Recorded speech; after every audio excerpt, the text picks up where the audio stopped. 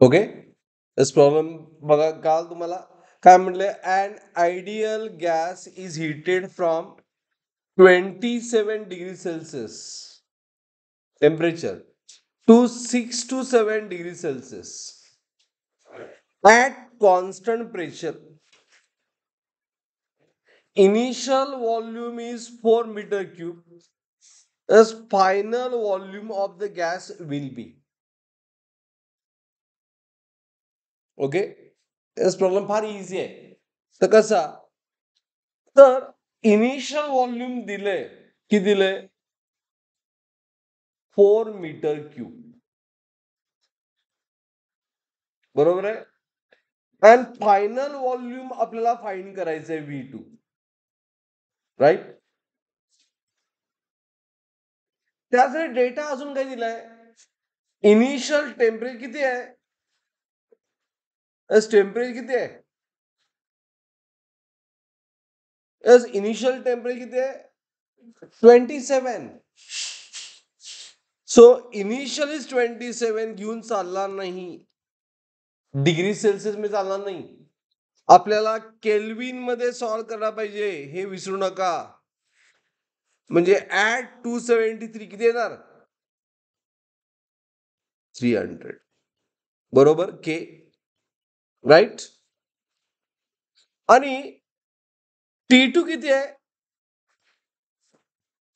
It is a 6 to 7.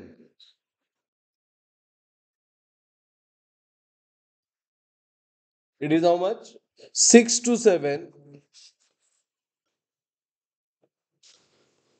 Plus 273 किती येणार, 900 के.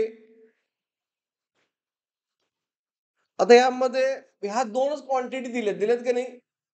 मग बेसिक गॅस बघा, PV is equal to what, NRT, right everyone. आता ह्यामधलं तुम्हाला एनआरटी काहीच दिलेलं नाही बघा.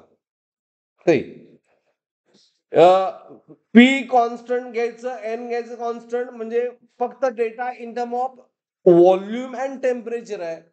त्यामुळं प्रेशर कॉन्स्टंट त्याला चार्ज प्रमाणाची सगळं गरज नाही, फक्त volume directly proportional what, temperature.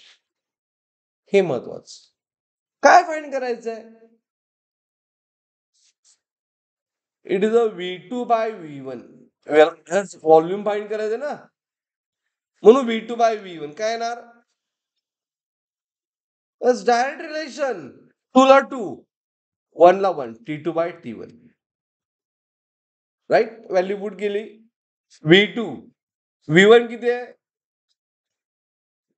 4, T2 किती आहे, 900 बाय 300, बरोबर. That 0 get cancel, 3 3 is 9. So V2 किती आलं, 4 into what, 3, nothing but 12 metre cube. Understood, is it clear. सगळेच प्रॉब्लेम, काल प्रॉब्लेम सगळ्यांना